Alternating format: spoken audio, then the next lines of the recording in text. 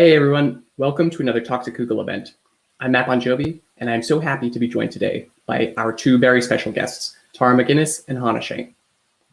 Tara is the founder of the New Practice Lab at New America, where she leads a team of designers, researchers, and project managers working to improve family economic security and well-being. She has spent her career in public service, working in congressional offices, nonprofits, think tanks, and in the federal government. She recently led the domestic policy team for the Biden transition and was part of planning for the first 100 days of the Biden presidency. She's also focused on shaping the next generation of leaders through her teaching of public problem solving at Georgetown University. Hana Schank is co-director of the Public Interest Technology program at New America, where she works to develop the public interest technology field through research, storytelling, and hands-on projects. As one of the early members of the U.S. Digital Service, Hana was a director with the Department of Homeland Security, where she worked on the national immigration system and also with TSA and Customs and Border Protection. Hana previously founded and ran Collective UX, a user experience consultancy, working with companies and governmental organizations to design human-centered products. Tara and Hana are here with us today to discuss their book, Power to the Public, The Promise of Public Interest Technology. In Power to the Public, Hana and Tara share a blueprint for how governments and nonprofits can harness the power of digital technology to solve public problems. They explore how institutions around the world are solving hard problems using modern, user-focused, iterative design principles to help governments become faster and more connected to the people they serve. Now, throughout our talk, you might have some great questions popping into your head, and when you do, please go ahead and add them to the YouTube chat on the right. We will have time in a bit for Hana and Tara to answer some of these, so be sure to get your questions in early. But first, Tara, Hana, thank you both so much for being here. Thank you for having us. So, in your book, you start by outlining two important points. One, that there's no solving the world's hardest problems without the government playing a role, and two, that many governments and large nonprofits are not currently operating at a pace that matches our light speed world. Can you tell us how you arrived at these points? And maybe, Tara, we could start with you. Sure. I think we really came to this point, frankly, from our lived experience in government. I left the White House in 2016 after serving under President Obama, and really felt like the most game-changing efforts that we were doing, the things that were really working, were being done with a different approach.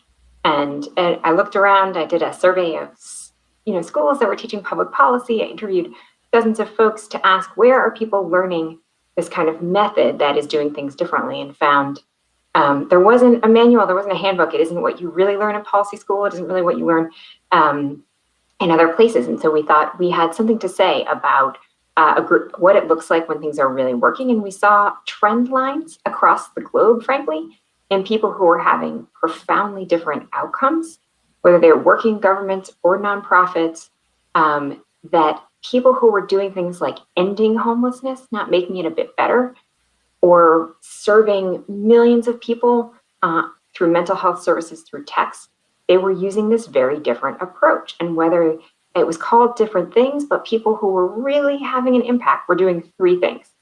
They were really understanding the people they serve in a way that won't sound very familiar to Googlers. They were using data instrumentation in real time to see what was working and what wasn't working.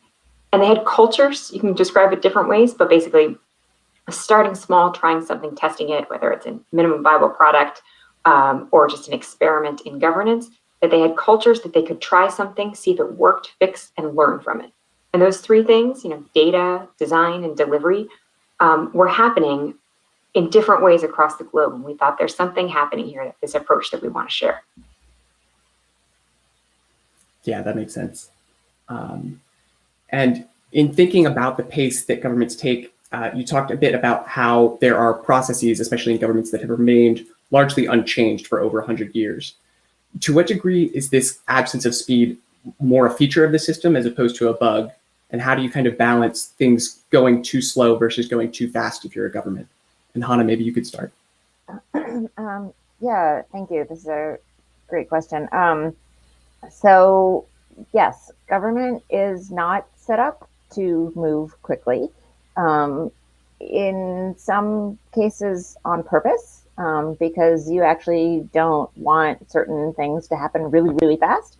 But at the same time, government is really old. We have a lot of processes that have been sustained and are still active for 100 years. When you look at the private sector, there are very few companies that have been around for 100 years. And adding on to that, there are very few companies that have been around for 100 years in the same static space doing the same processes. So when you think about, for example, I worked on the immigration system. Well, we've been processing immigrants for a really long time. That process is pretty, so making changes to that, speeding it up isn't necessarily a positive thing, but at the same time, there's no pressure in government to do things faster, or to do things better.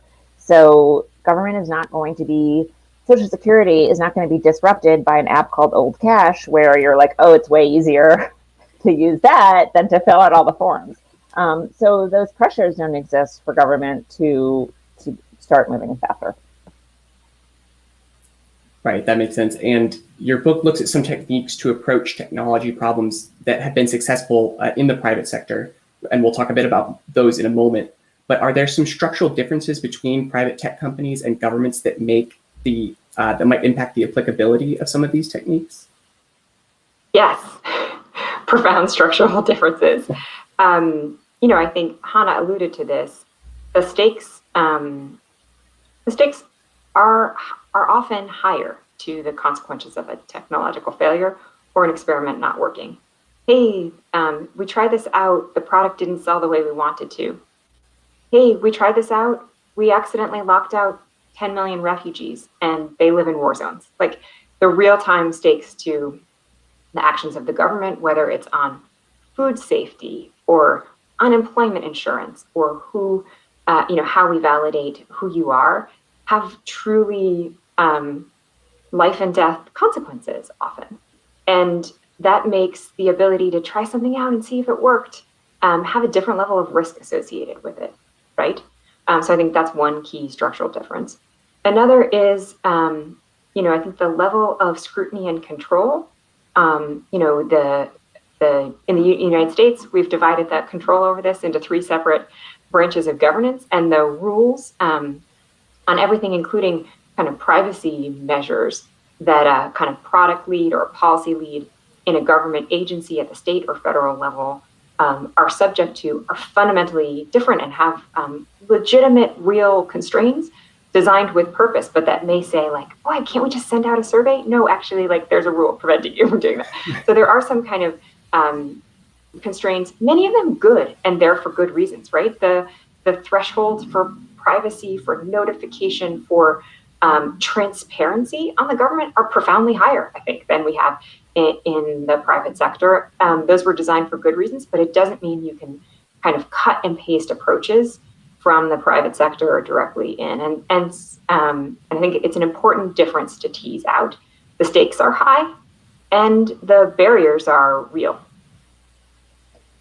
And I'll add to that as the representative from the private sector on this duo here. There is so I was in the private sector for most of my career and then went to USDS, the digital service, and government is a little bit like trying to do what you did in the private sector, but through wet cement. So there are things where, you're like, well, let's just do this. Let's just do this is not applicable in the public sector, in part, to Tara's point, because there are privacy laws, because there are cybersecurity laws or regulations. There are a lot of times when we would say, oh, well, let's do it this way. Oh, well, that actually requires an act of Congress, so maybe think of something else. So there are, for sure, major different structural differences. Right, that makes sense. So there's a certain amount of kind of working between some of these structures that are in place that will have to be done. So we noted that your book outlines an approach for how to alleviate some of these things. This is the idea that you present, which is public interest technology. Can you tell us what this approach is and how it kind of differs from what's been done before? And Hana, maybe you can start. Sure.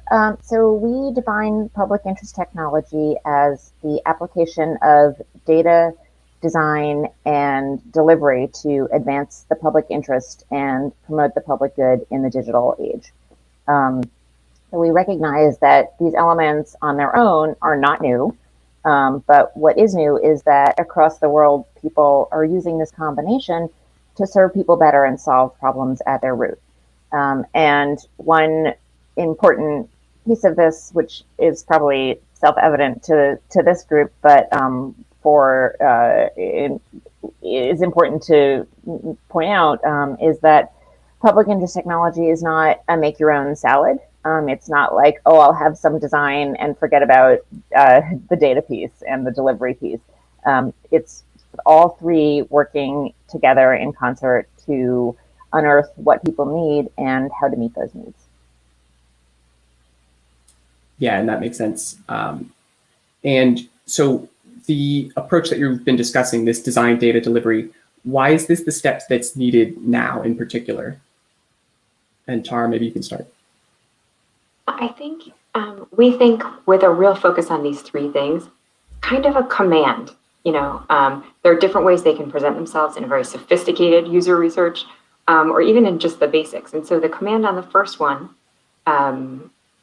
is, design, like really understanding who are you serving. And as you find in many fields, the more expertise you have, perhaps the more senior you are in an organization, perhaps the more removed you are from the frontline experience of someone, whether that's like a frontline experience on the business or government side or frontline experience of the user. And so, really creating methods that help senior officials in state, local, and federal agencies walk in the shoes of the folks they serve. That is the kind of component one.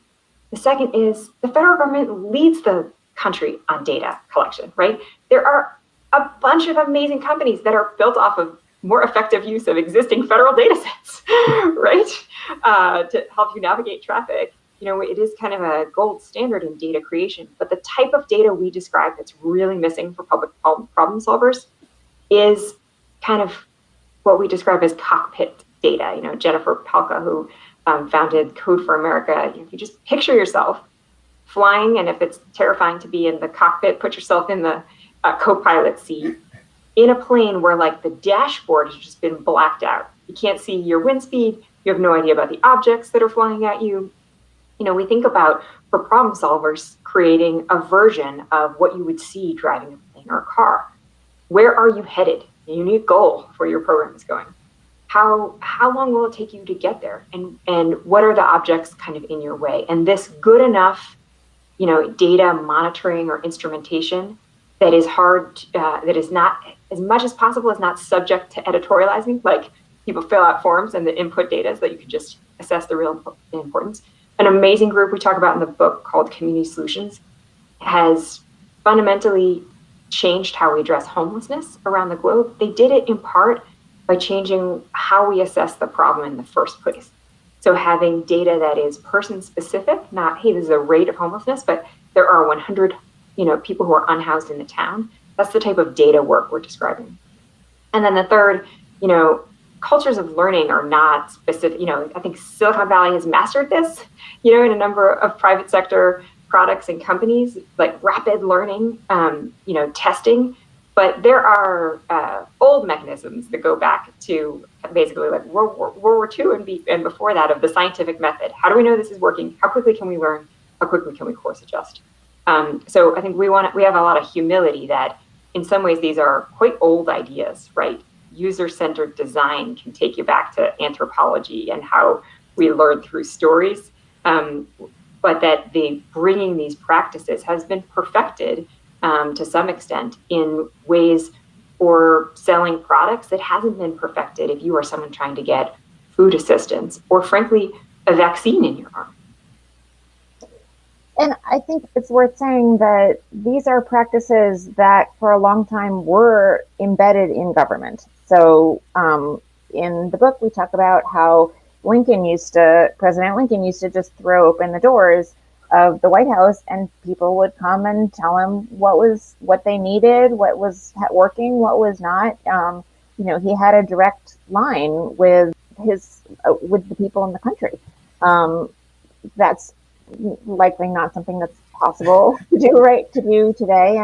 But I have been thinking a lot about it lately, in part because I live in New York, and we're in the middle of a very heated mayoral campaign and mayoral race, and the candidates all just did the big debate, and they all start. We've all seen this when candidates are like, well, I was talking to John in the Bronx and he told me blah blah blah, right? So there is a through line of like this is a part of politics. It is a part of governing, but when I think it's gotten a little pushed to the side, or and the mechanisms to keep that feedback loop going don't currently exist. They existed in another time when you could just open your door and ask, and that doesn't work today.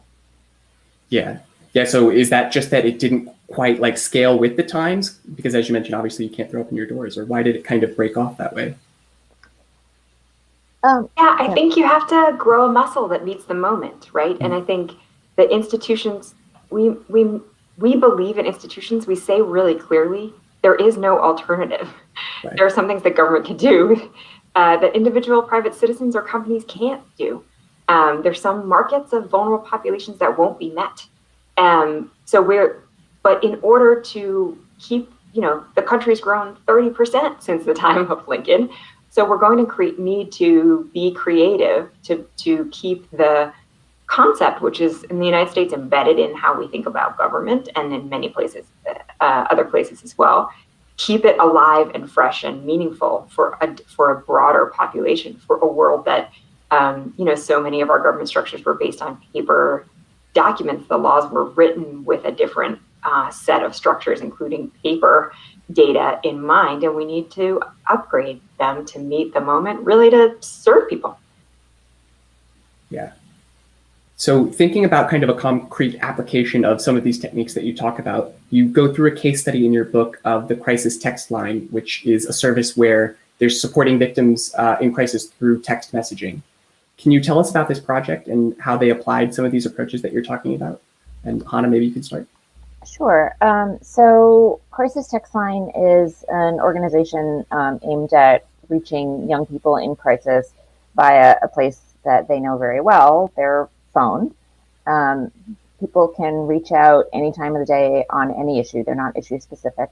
And on the day that Tara and I visited them when we were researching the book, their call volume, the text volume was slightly below New York City's 911 call center volume on an average day. So it's a lot. They do a lot.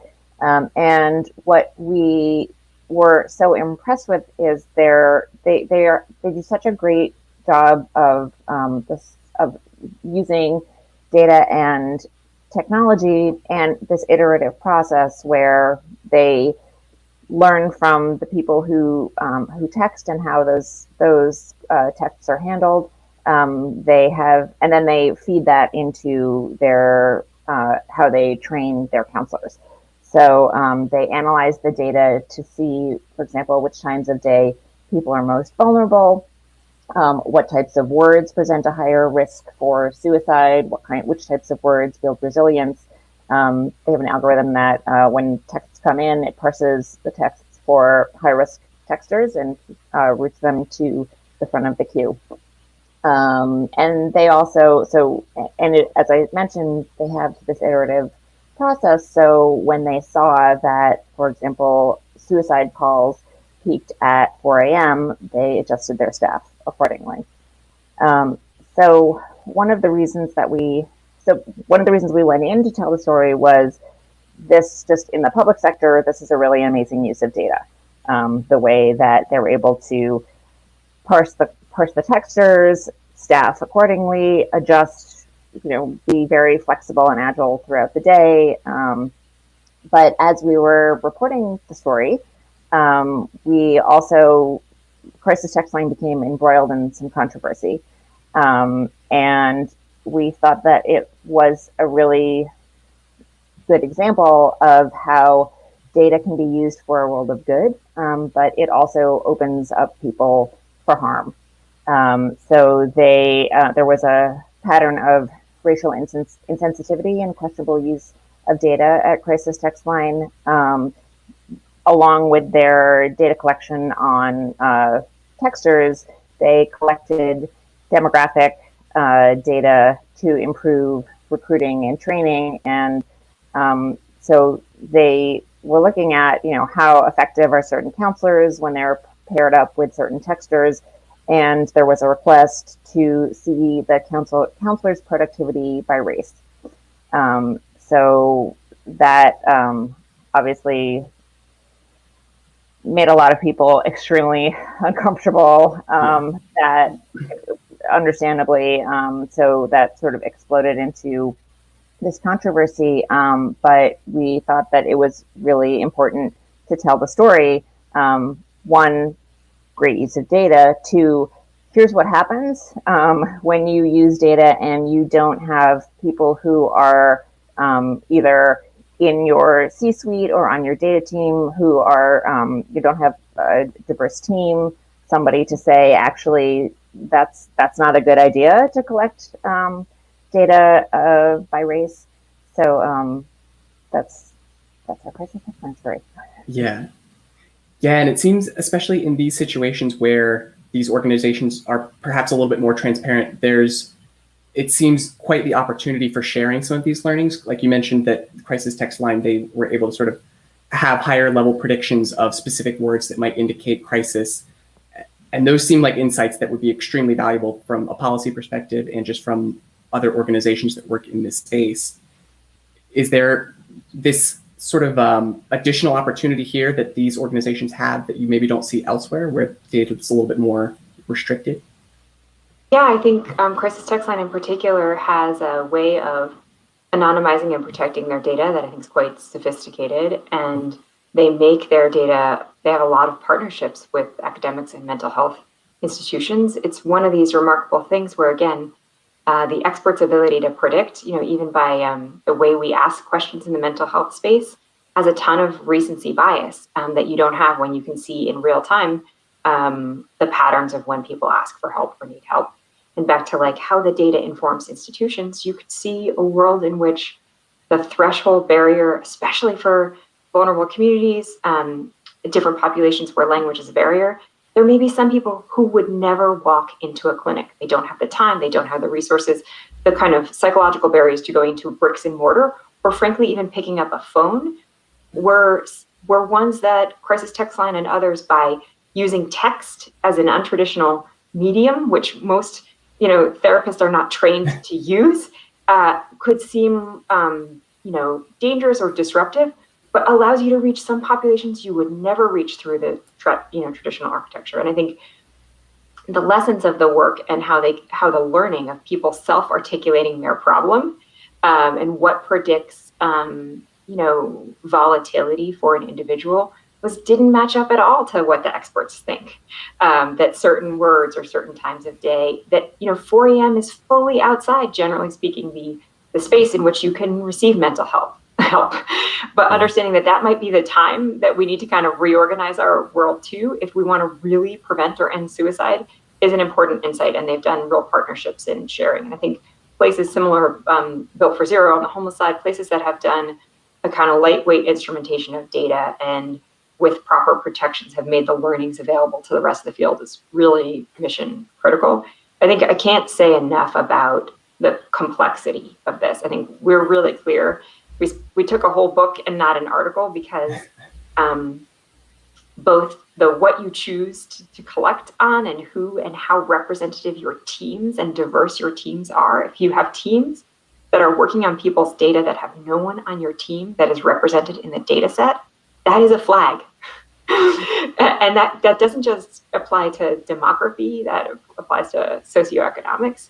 There are some things you can't spot as missing in the data set until you pair it up with the kind of user research piece. And so I think both the warning of some of the stories we tell, we're very clear-eyed about the complexity of providing new tools and approaches, but we don't see how you can meet the challenge of the moment that we're in without really wading into these complexities. Yeah, that makes sense. And you mentioned that in using text messages, it was kind of this sort of unorthodox approach. How have changing societal expectations of how processes should work impacted how institutions need to approach this problem? And maybe, Tara, we can start with you. Yeah, I mean, I think it makes the distance between your experience in purchasing a product on the internet and your experience in a public sector sign-up situation farther apart. As it gets easier to do things, order a burrito, it will make the interface experience of other public sector efforts feel farther away. And to be clear, getting disability insurance is more of a complex process than ordering a burrito. So it is not going to be a one-to-one, translation, but it means that if you want to engage trusted government around the globe in the moment we're in, we need to close the gap. There's no reason why a family applying for emergency services should have an experience that feels like the opposite of help. I mean, if you'll indulge me, Matt, we tell an amazing story. I mean, we think this can be done because we tell stories about people doing it. We are true optimists. The state of Michigan had the longest application for public benefits in the entire country. This is the form you fill out when you are in crisis and you need food assistance, housing. Really, you're not filling out this form if you're, if you aren't facing real challenges. It was 40 pages long. It is something that services 2.5 million Michigan residents a year. And a design team in Michigan called Sevilla teamed up with a set of leaders in the government to transform this process over several years. And, the way they did it was to collect data about what it really felt like for people who were applying for it, to collect the experience of being a frontline Michigan Health and Human Services Department official adjudicating it, and to do that not in a way that's anecdotal, in the user research, but to pair it with how many people started and actually got through. Where do people fall off? And instead of doing what we often do, in both the public and private sector, which is create a slide deck or a memo, put it in front of people, they asked the officials in Michigan to come to a meeting, and they simulated the experience, Sevilla team, of applying for benefits. They took their research and they recreated the room that's like the room of an average, government office. It was noisy. There were not enough chairs. There were not enough pens. And they gave these senior officials the 40-page application. And they sat in awkward silence. And after having experienced that, the government team signed up for transformation on the spot. But I think we can't expect to do transformationally hard things unless you can really walk people through what the barriers are today. A lot of the examples of real change that we describe are not quick. They do not happen overnight. We make pretty clear, though we deeply believe in the power of some of data and design and new methods and technology, that systemic change on homelessness or hunger is not going to be fixed by an app, period. Right. And, you need, these systems involve humans. System changes are complex, but that doesn't mean you can't get going. This is a success story. They cut the thing in half. It's easier for the frontline workers. It's easier for people using it, and millions of more people get the emergency services that they need. And I think to add on to one of the critical pieces of that story that for private sector people might not be apparent is there's no product manager role in government. So there is a policymaker who is saying, here is what the policy should be, and then, or a collection of people, and who keep adding on, and this, and also we want to check that, and also that. And so then it becomes this 42-page long form, and normally the people at the policymaker level aren't going to see the form. They don't see the form. They're not interested in the motivations are different. The goals are different. So it's not like, okay, well, so we knew that there was a need, and how are we meeting that need? That's factor in the way that it does in the private sector. There's a product manager who would say, well, okay, here's the plan for, here's why we're doing this, and here are the goals, and we're going to track some metrics. And there's just, that's not a thing in government currently. Yeah.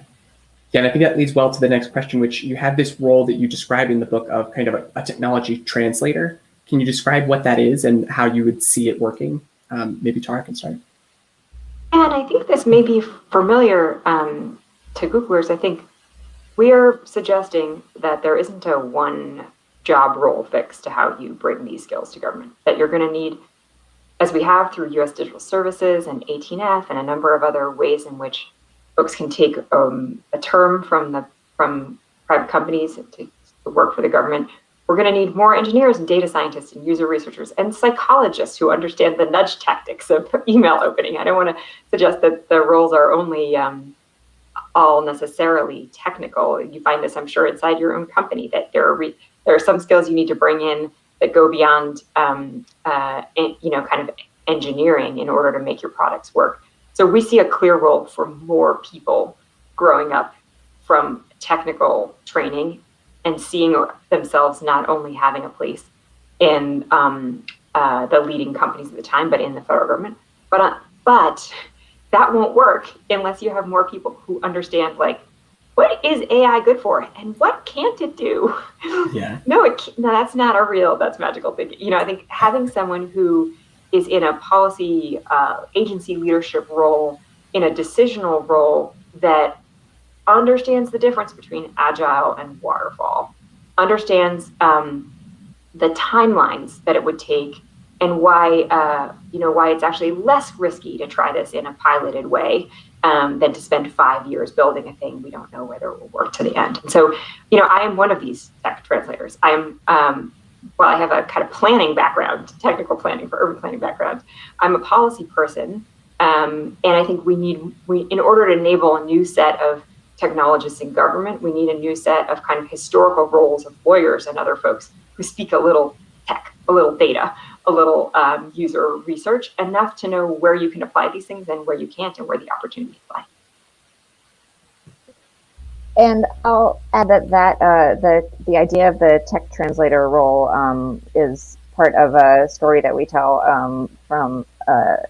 about the digitization of the immigration process into a system called ELLIS, which, after 10 years and $1 billion, the immigration USCIS, the immigration team, had digitized 2 forms. 10 years, $1 billion. And so when we interviewed Leon Rodriguez, who was I'm blanking for the moment on what his role was, but he was a very senior, very high up person at the Department of Homeland Security, who was watching this unraveling and this falling apart, but didn't. He's a trained policy person. He has a law background. He had been in a billion policy positions.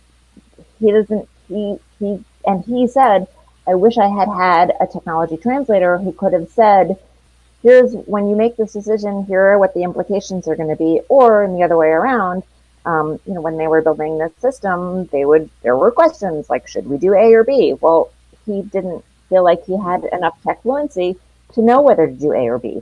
He talked about, he had never heard the term agile. That was brand new for him. So that really brought to light this. I think that was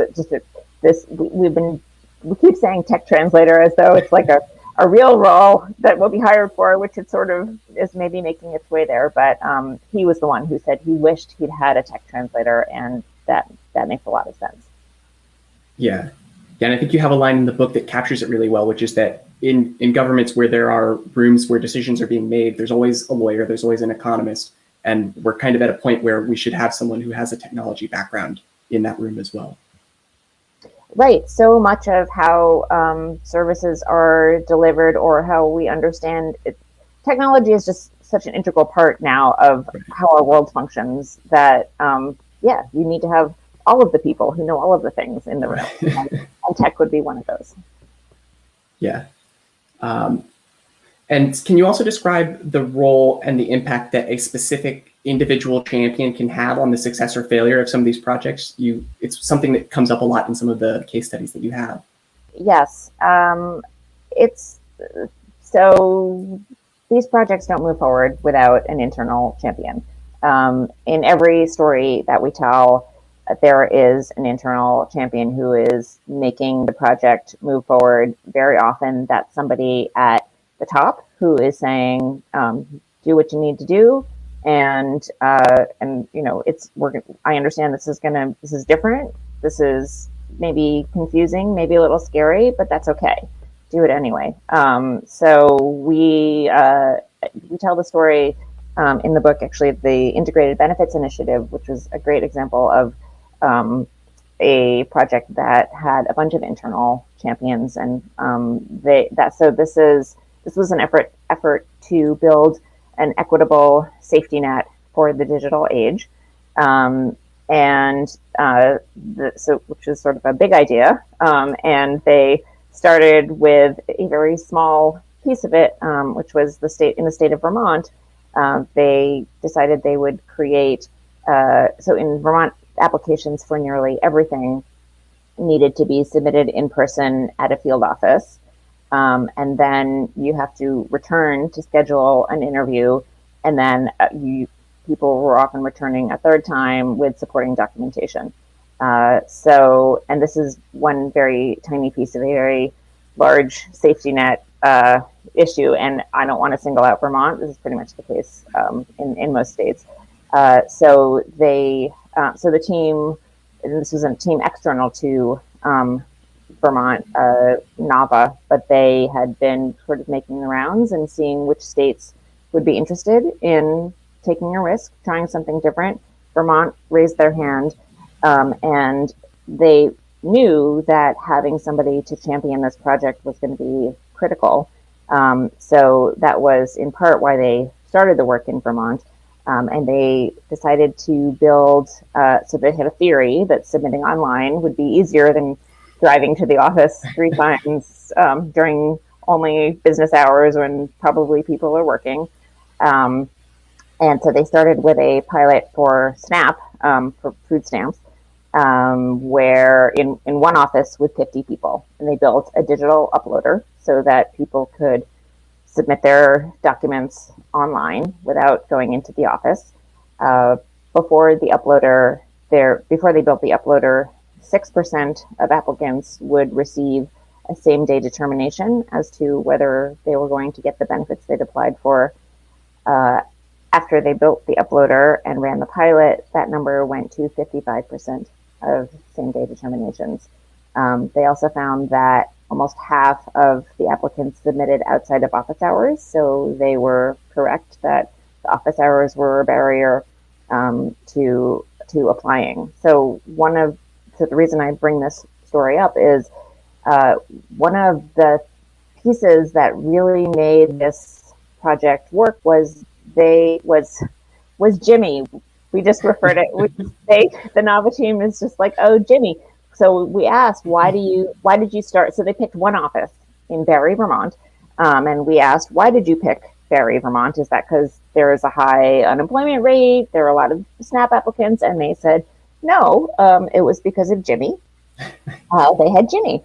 Jimmy was a frontline worker in the benefits office in Vermont who was excited about the project and who wanted to do it and who wanted to try it out, and he was heavily involved. So it's not only having an internal champion at the top.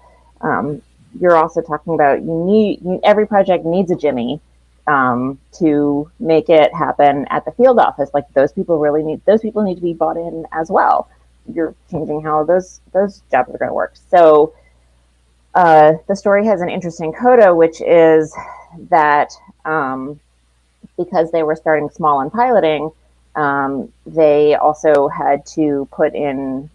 So normally these projects would be done with like an enormous RFP, an enormous scope of work, and they didn't do it because it was a small uploader that they were building. So they had put in a small scope, and that meant it was up again. Once they had completed the uploader, they had to bid again. And at the time that the book went to press, although we've heard that this has changed, at the time the book went to press, Nava, the team who had been working on it, actually said, we're not going to bid on the next piece because, in part, their senior champions had left.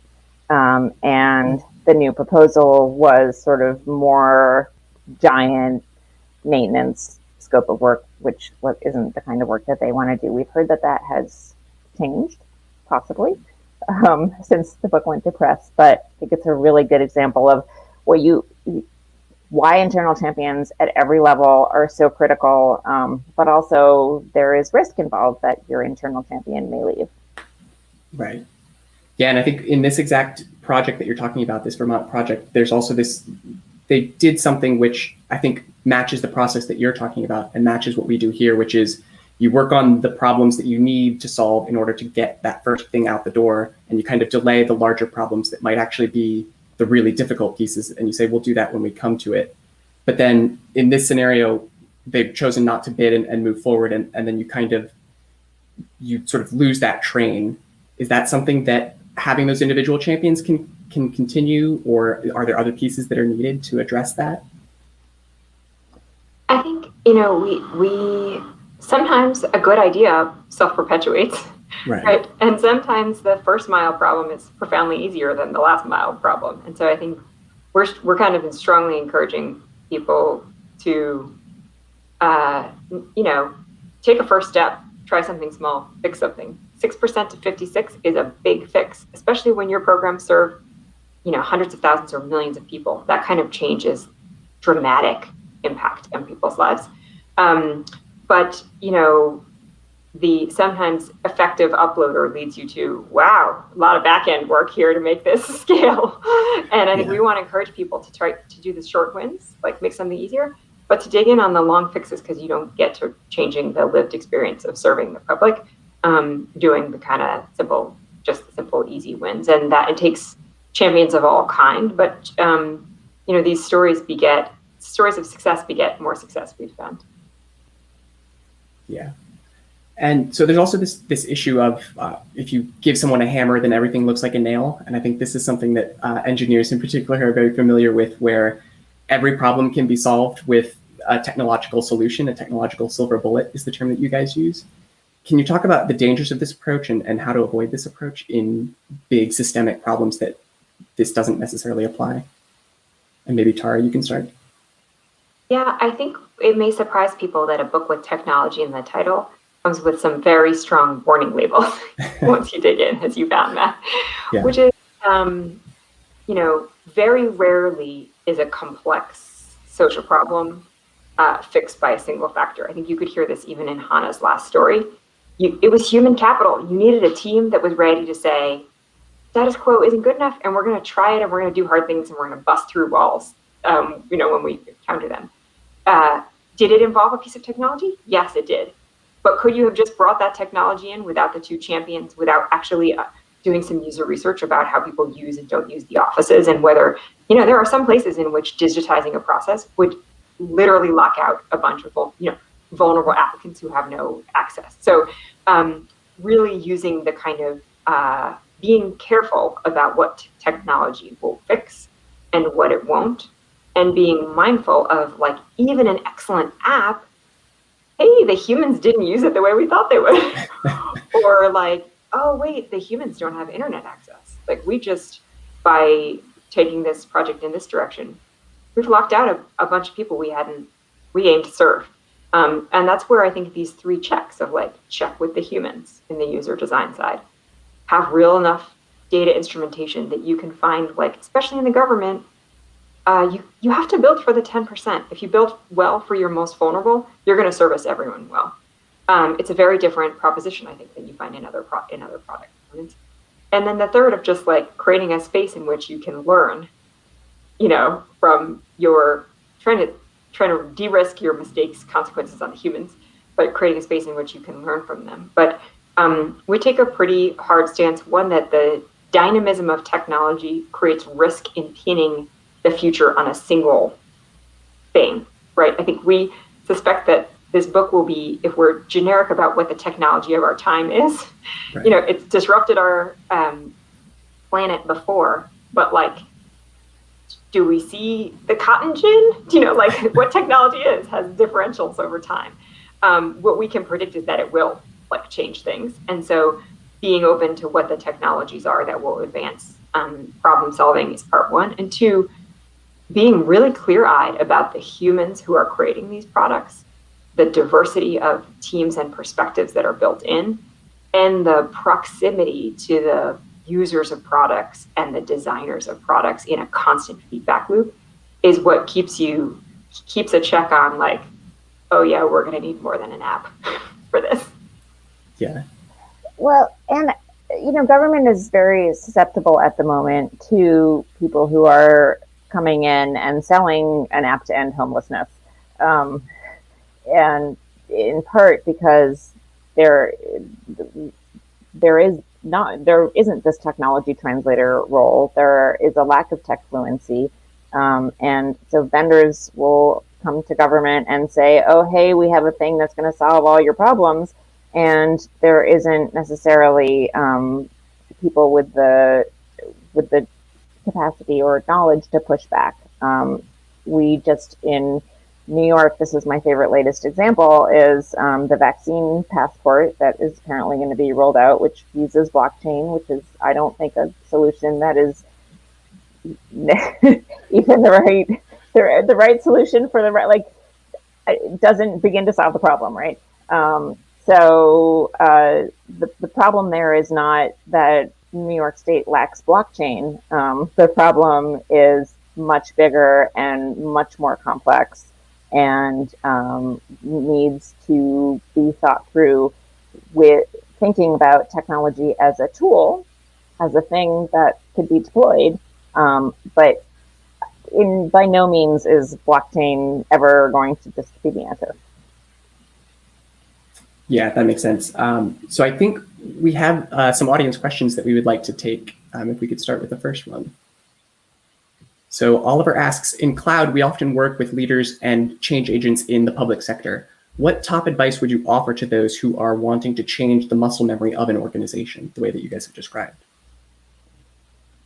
I'm happy to jump in, Hana. And I think, you know, doing things dramatically different doesn't often happen unless people see new context. So like the story in Michigan, having senior officials walk in the shoes, try this form on. So if you're asking people to make big change, I think often you need to provide them big context on the you know, challenges of the status quo.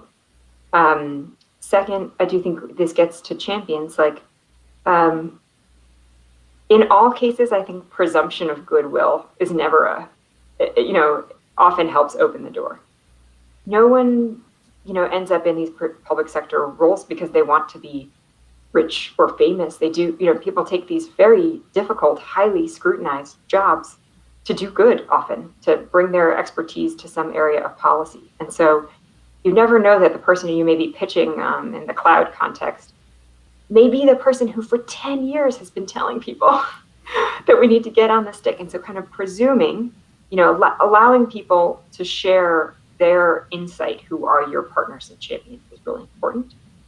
And then starting somewhere, often the first step on building goodwill for big change is building goodwill on small change. I think you can get really stuck in doing small things forever, but we have plenty of examples around the government where like understanding who you need to move as your partner and what really makes their job a headache every day that you could fix with a very simple fix. There's a wonderful story about the CTO of the Veterans Administration, Marina Nitze, who, before she goes on to do big reform in the Veterans Service Administration, she starts by a very straightforward QR code added to paper folders that helps people find folders. And she built so much goodwill from hundreds of her colleagues that they were ready to follow her on a journey for bigger change. So I think don't underestimate the capacity to start somewhere, prove a concept, and move to harder things. And really that, action follows the speed of trust, and kind of building that through through baby steps has often been helpful. I think that's a great example. The Marina example is a great example. And the only thing I would add to that is to try to close the loop in some way between people, the policymakers at the top, and people's real lived experience, whether that's, talking to the bodega owner about why he hasn't been vaccinated, or whether, what the barriers are, or whether that's filling out the form that your agency puts out. Or even just, there's actually, to go back to the Marina Nate VA example, there's a well-known story about they just made a video of veterans trying to fill out a form at the public library, and showed it to people at the top, who then said, okay, that's not okay. To Tara's point, the people who are in these roles are in it because they want to do good, because they want to help people. And so showing them that actually they're making things more complicated unintentionally is pretty helpful in moving the needle. Yeah, that makes sense. And I think we have another audience question. So Luke asks, is social impact investing better placed to leverage technology than governments in order to achieve public good? I think this is an interesting question. We definitely are seeing some really interesting interventions from resulting from social impact organizations outside of government. I think it partially depends on where you are in the world. Are you talking about the United States, or are you talking about elsewhere? In the United States, absolutely, there are things that can be done outside of government but I think that the real levers of change are ultimately moving government to react in a better, more effectively. The story that we tell in the book about Built for Zero, which we've alluded to a couple times, which is an organization that the case study that we share in the book is they eliminated homelessness in Rockford, Illinois. And they did that by creating a by name list of people who are experiencing homelessness in the area. And then basically just working down the list, talking to people, tracking where they were, and then tracking which interventions worked. What they discovered in the end was that the policy change that needed to happen was veterans needed free bus passes. So that's a case where a non-governmental organization was able to work with the people in the government in Rockford to say, actually, we have a better approach. Let us tackle it. At the same time, there's a federally mandated system that tracks homelessness or the homeless population, and the government in Rockford pays, I don't remember the number off the top of my head, but a fair amount of money into this system, which is supposed to work to end homelessness. But by taking this very low-tech approach, this outside of the government, Built for Zero was able to then come into government and say, oh, this is actually a better way to do it, and homelessness. So I think absolutely there is impact, but at the end of the day, there needs to be some interaction with government.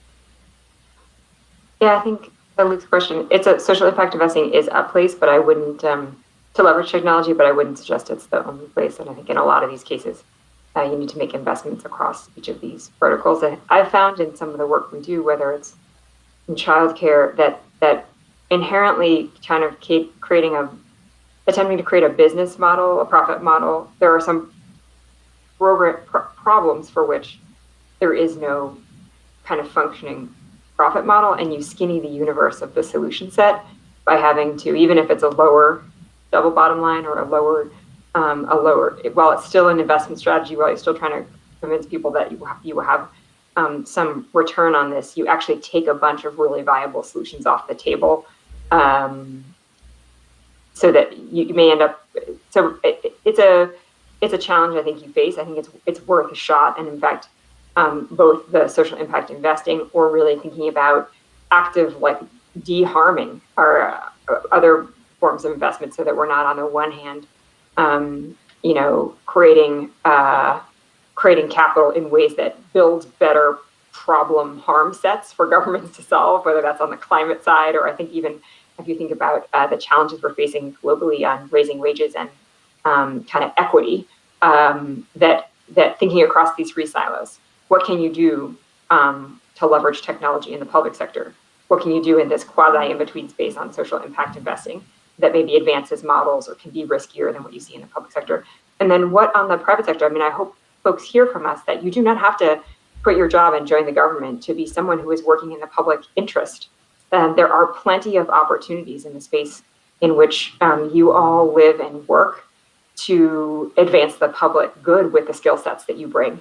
And so that may be either, on the harm reduction side or on the really thinking, wow, this small thing we could do could make it much easier for people to find the real government website, not the fraudulent thing that's meaningful. So it's an important question when we think a lot about, and a lot of the partnerships Hana and I do in our day job, trying to make sure we're working in each of these three silos. Yeah, and we have just a few minutes left, and you kind of alluded to it there, but we have a huge pool of people who have engineering and product development experience at Google. And are there specific recommendations? I mean, personally, I would recommend reading this book for start. And then after that, what kind of would you recommend people do? Maybe Hana, you could start. And we do, in the book, we do give a lot of lists of different organizations that you can check out. So the book is really intended as a starting point if you're interested in learning more about public interest technology and then where to go next. We do list a lot of resources. Two that come to mind for if you want to do some hands-on volunteering, the Code for America brigades and or the local chapters of Code for America are very active and very keyed into government in certain places. And the other organization that has evolved since the pandemic is U.S. Digital Response, which is a volunteer-run organization that works with local government across the board, I think, state and local government on technology issues. So they are always looking for volunteers with engineering and product management research jobs. Yeah, I think about this in two platforms. Like, what can you do from where you are, which has enormous influence around the globe? And what might you do? You read this book. We have a cheat sheet for like, if you like this book, what other organizations can I volunteer with? I think Hana named U.S. Digital Response, or without shifting your career, I want to just name a few things that are kind of in the power from where you're perched. I think, as I said, public interest technology doesn't mean you have to work for the public sector. I think some of the work that Google has done on unemployment insurance, like really customizing a search response that allows individuals in a state to find their application as opposed to what they may find, something I think did a world of good. I know I personally have collaborated with Google, that the advanced protection security keys and the work you've done to help nonprofits and governments upgrade on the things that you're really leading on.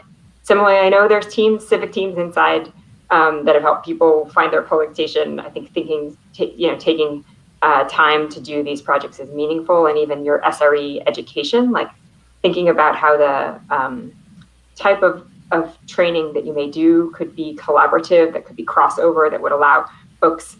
I think the real art that we're making the case for is an exchange, right? It's not that we need more of X or more of Y. We need people to see each other, to come in and out in a way that 100 years ago, you had much higher frequency of people moving from private companies into the government and out and back around. And I think we're aiming for that level fostering collaboration and training and projects. And I think you could do that probably without leaving wherever in the globe you are working on this. But if you want to, we have some ideas of how to volunteer as well.